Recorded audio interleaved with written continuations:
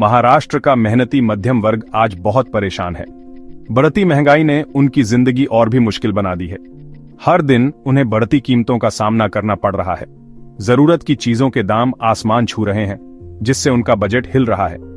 रोज के खर्चे की चीजें और सेवाएं महंगी होती जा रही हैं। पेट्रोल, डीजल, गैस और राशन पानी सब कुछ महंगा होने से उन्हें बहुत दिक्कत हो रही है, जिससे घर का बजट गड़बड़ा जाता है। बहुत सारे परिवारों को अपने खर्चे कम करने पड़ रहे हैं। नेता लोग सब्सिडी और मुफ्त की चीजों का वादा तो करते हैं, लेकिन उससे ज्यादा फायदा होता नहीं दिखता। इसका असर पूरे राज्य की आर्थिक हालत पर पड़ता है। राज्य की अर्थव्यवस्था पर इसका बहुत बुरा असर पड़ता है। इससे टैक्स बाहर सकते हैं और जरूरी सेवाएं जैसे कि स्वास्थ्य सेवा और शिक्षा पर खर्च कम हो सकता है, जैसे कि स्वास्थ्य और शिक्षा, जिसका सीधा असर मध्यम वर्ग पर होता है। उन्हें अपने बच्चों की पढ़ाई और स्वास्थ्य पर खर्च करने में बहुत दिक्कत हो रही है। आराम की जिंदगी जीने का सपना बहुत लोगों के लिए दूर होता जा रहा है। नया घर या गाड़ी खरीदने का सपना अब बस सपना ही रह गया है। वो मेहनत करते हैं, टैक्स भरते हैं और एक अच्छे भविष्य के लिए जी तोड़ मेहनत करते हैं, लेकिन उन्हें अपनी मेहनत का फल नहीं मिलता। लेकिन आजकल की राजनीति देखकर उन्हें लगता है कि उनकी कोई सुनवाई नहीं है और उनकी परेशानियों पर कोई ध्यान नहीं दे रहा और उनके साथ अन्याय हो रहा है। इसलिए वो सड़कों पर उतरकर अपनी आवाज उठाते हैं। सवाल ये है कि मध्यम वर्ग कब तक ये बोझ उठाता रहेगा और उनकी समस्याओं का हल कब निकलेगा। महाराष्ट्र की राजनीति वादों से भरी हुई है। कुछ तो पूरे हुए, लेकिन बहुत से वादे बस वादे ही रह गए। चुनाव के समय नेताओं द्वारा दिए गए वादे हमेशा से चर्चा का विषय रहे हैं। जीतने के लिए खास करके चुनाव के समय नेता बड़े बड़े वादे करते हैं। मुफ्त बिजली और पानी देने से लेकर कर्ज माफी और बेरोजगारी भत्ता देने तक के वादे किए जाते हैं। ये वादे सुनने में भले ही अच्छे लगते हों, लेकिन क्या वाकई पूरे होंगे, इस पर शक बना रहता है। अक्सर इन वादों के पीछे पैसों की और काम करने की दिक्कतें होती हैं। ऐसी योजनाओं को लागू करने के लिए बहुत पैसा चाहिए होता है, जो हमेशा मिलना मुश्किल होता है। इससे काम में देरी हो सकती है, योजनाओं को सही से लागू नहीं किया जाता और अंत में वादे पूरे नहीं होते। वादों का ये खेल और उनका पूरा ना होना लोगों का राजनीति से विश्वास कम करता जा रहा है। महाराष्ट्र अपनी आर्थिक तरक्की के बावजूद सामाजिक और आर्थिक असमानता से जूझ रहा है। मुंबई जैसे अमीर शहर और पिछड़े हुए गांवों के बीच बहुत बड़ा अंतर है। जिंदगी के हर पहलू में ये असमानता नजर आती है। अच्छी शिक्षा, स्वास्थ्य सेवा और नौकरी के अवसर, इन सब में शहर और गांव के बीच जमीन आसमान का अंतर है। शहर तो तरह तरह के मौके देता है, लेकिन गांवों में जरूरी सुविधाएं और संसाधन अक्सर नहीं होते। यही अंतर सामाजिक अशांति बढ़ाता है और विकास में रुकावट पैदा करता है। महाराष्ट्र को असली विकास चाहिए, खोखले वादे नहीं। हमें अपनी समस्याओं की जड़ तक जाना होगा और उनके स्थायी हल ढूंढने होंगे।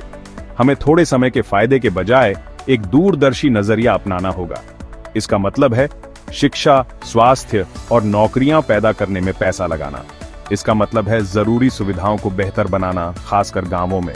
इसका मतलब है एक ऐसा माहौल बनाना जहां व्यापार बढ़े और नौकरियों के अवसर पैदा हों।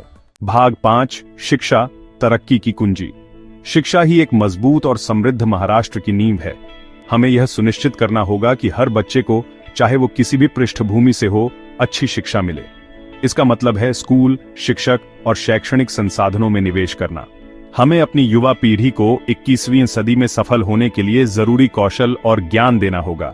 इसमें रोजगार के हिसाब से व्यावसायिक प्रशिक्षण और तकनीकी शिक्षा को बढ़ावा देना शामिल है। शिक्षित लोग ही एक सशक्त समाज बनाते हैं, जो तरक्की और विकास को गति दे सकता है। भाग 6, सबके लिए स्वास्थ्य, एक स्वस्थ महाराष्ट्र। स्वस्थ लोग ही एक मेहनती और उत्पादक समाज बनाते हैं। अच्छी स्वास्थ्य सेवा कोई सुविधा नहीं, बल्कि एक अधिकार है। हमें अपनी सरकारी स्वास्थ्य सेवाओं को मजबूत बनाना होगा, ताकि वो सभी को उपलब्ध हो सकें और सभी के लिए किफायती हों। इसमें ज्यादा अस्पताल और क्लिनिक बनाना शामिल है, खासकर गांवों में।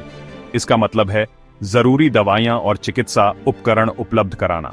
इसका मतलब है कम सुविधा वाले इलाकों में अच्छे डॉक्टरों को लाना और उन्हें वहां काम करने के लिए प्रोत्साहित करना।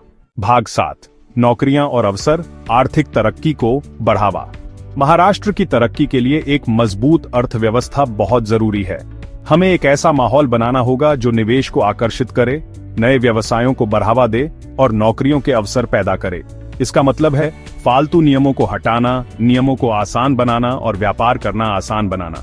हमें उत्पादन, तकनीक और पर्यटन जैसे तेजी से बढ़ने वाले क्षेत्रों पर ध्यान केंद्रित करना चाहिए। हमें अपनी युवा पीढ़ी को इन क्षेत्रों में सफल होने के लिए जरूरी कौशल देने होंगे। एक मजबूत अर्थव्यवस्था समाज के सभी वर्गों को फायदा पहुंचाएगी और एक बेहतर भविष्य का रास्ता खोलेगी। हमारी यही चाहत है कि महाराष्ट्र का हर नागरिक इस तरक्की का हिस्सा बने। भाग 8, आपकी आवाज, आपकी ताकत, जवाबदेही और कार्रवाई की मांग। महाराष्ट्र के भविष्य को बदलने की ताकत आपके हाथों में है। आप जनता होने के नाते अपने चुने हुए प्रतिनिधियों से जवाबदेही मांग सकते हैं। आपको उनसे उनके वादों और उनके कामों के लिए जवाब मांगना चाहिए। राजनीतिक चर्चाओं में हिस्सा लें, अपनी राय रखें और लोकतांत्रिक प्रक्रिया में भागीदार बनें। पारदर्शिता, जवाबदेही और अच्छे शासन की मांग करें। महाराष्ट्र का भविष्य एक सक्रिय और जागरूक नागरिक पर निर्भर है। आइए हम सभी मिलकर एक समृद्ध, न्याय संगत और सभी के लिए एक बेहतर महाराष्ट्र बनाएं।